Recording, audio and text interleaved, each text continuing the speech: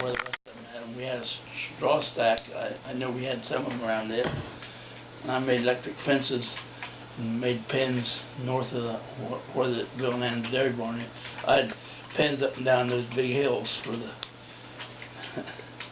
And I built some small coops too. Nah. That was sort of normal back in those days. And after we was married, we had coops in over at Radnor.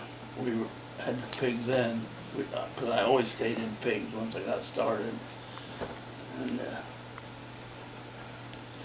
when we moved back here, we had a building down on the other set of buildings that we could raise pigs in. Was it a hog barn when we moved here? I can't remember even. Which one? The little red one? The little red one. I think so. Then we put cement outside and made it a little bit bigger. So, because at one time I was feeding the sows outside, and then I was putting them in the crates during the day. And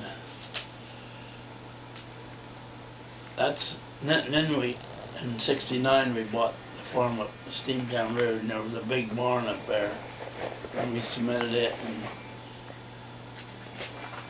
built in 10 farrowing crates. Yeah.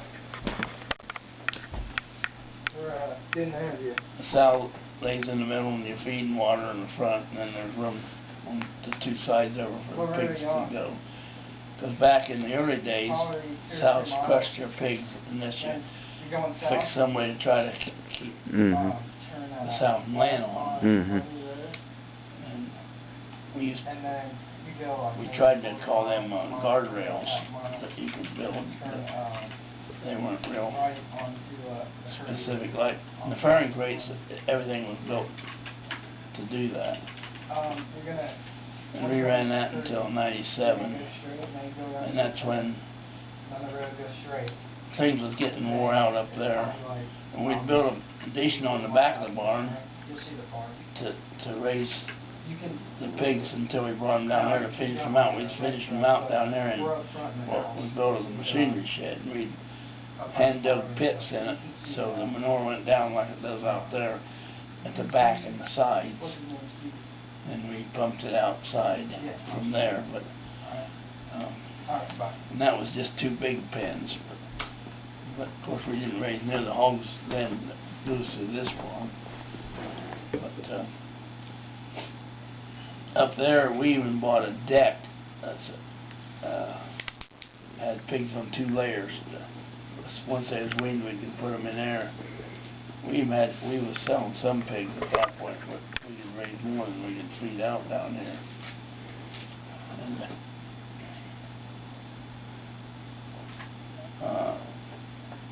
And we built the 10 farrowing crates, but then we bought 10 more, so then we was running 3 herds of 20 sows, so we had a 60 sow herd. The guy that furnishes these pigs, he got something like 1,700.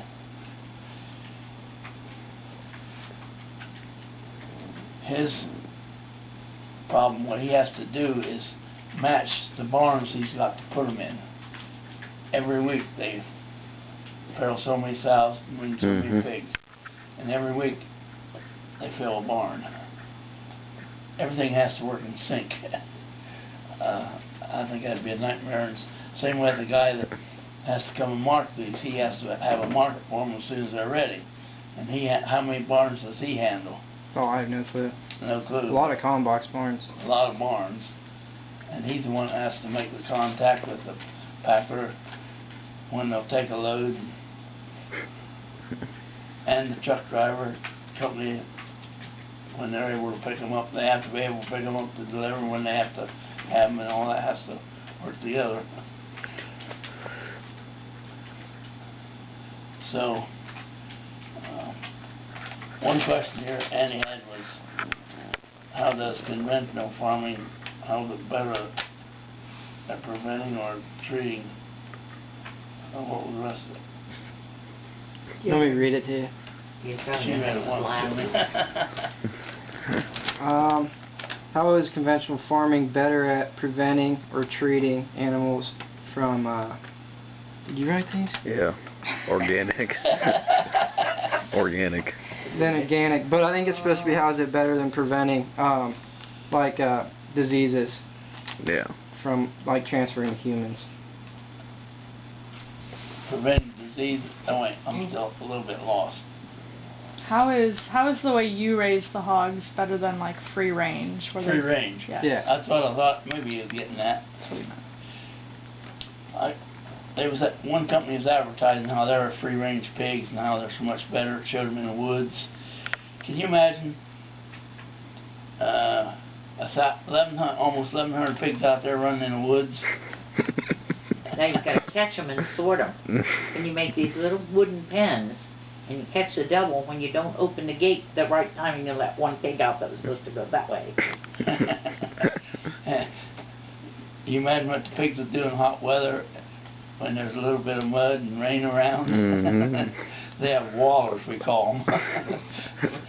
A pig can't sweat. The only way they can keep cool is with water or air blowing by them.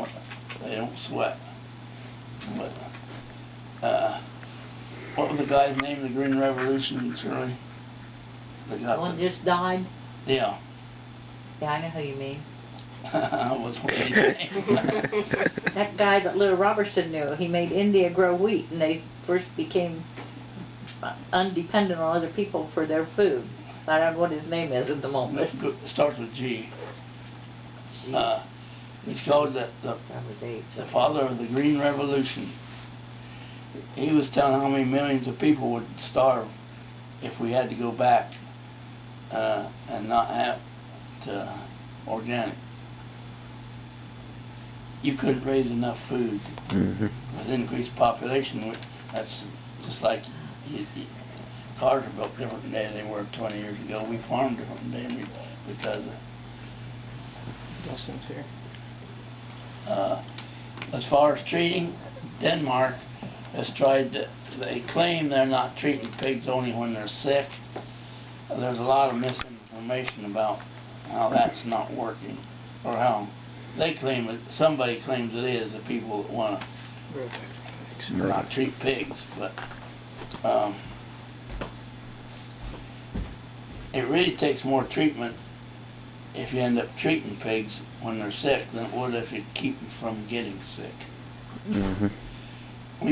There's low levels of antibiotics fed to these. They change the antibiotics too. There's a lot of talk about if you use all these antibiotics, then the humans are resistant to them and this and that. But these pigs, they switch the antibiotics, so they're not on anyone, and they use low rates. I can't tell you what rates are, all those specifics on that, but you use high rates when you treat a pig. Mm-hmm. If we get a pig that goes down, there's some disease when they just can't use their legs. We use 20 cc, as high as 20 cc's on one pig.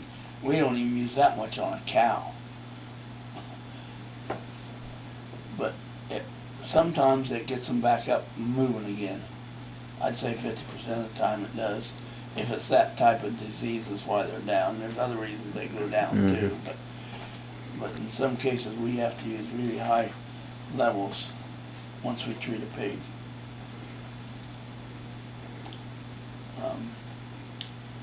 What else am I missing, Shirley? What are you missing? Oh. No. And before market time, they're all taken off of any treatment. There's nothing there. There was, Katie Kirk had a thing, and her information was so wrong, it was pathetic. They couldn't have gotten stuff straight to her. But a lot of these people don't know straight up and down. But she talked like